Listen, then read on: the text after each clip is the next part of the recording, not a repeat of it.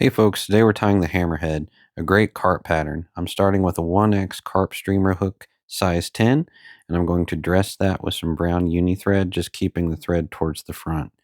We're going to tie in some bead chain eyes, and when we cut that, we're going to leave 4 balls on there.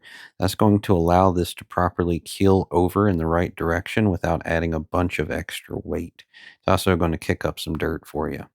Once you get those tied in nice and snug, you're going to tie in 4 strands of copper crystal flash, and I'll wrap that crystal flash back to about the barb.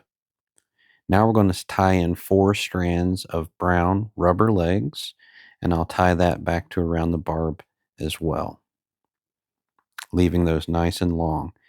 Now I've taken some sparkle leech dubbing in red, and I'm just going to dress those bead chain eyes a little bit.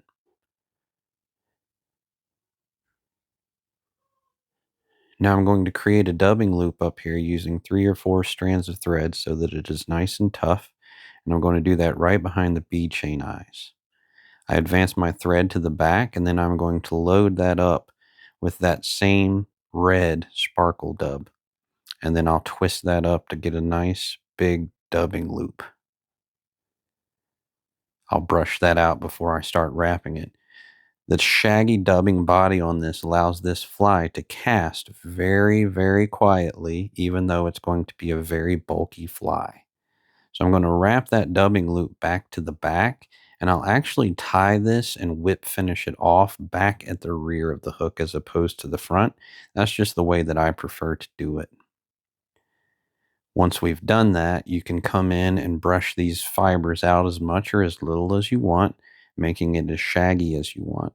I like it to have a nice big profile so that it can be mistaken for a crawfish. But since this is mostly dubbing, it slims down a little bit too, so it can be mistaken for multiple things. But if you put this in front of a feeding fish, you've got some legs, some flash, and a nice big bulky body. I trim that tail off to be relatively long. I do want to leave a little bit of length to it so it's got some good movement in there. Since you have these extra bead chain eyes on the front, this will kick up a little bit of silt, which if you put this in front of a feeding fish as he's hoovering along, he can't help but suck this thing up and you've got him. Since it is so airy because it's predominantly dubbing, it casts nice and easy. So even though you have such a big profile on this, it casts soft so you won't be spooking all of your fish. Get this thing out there, drop it in front of some hoovers, and watch them inhale it. I guarantee if you add this to your arsenal, you'll get some fish off it. Taut lines.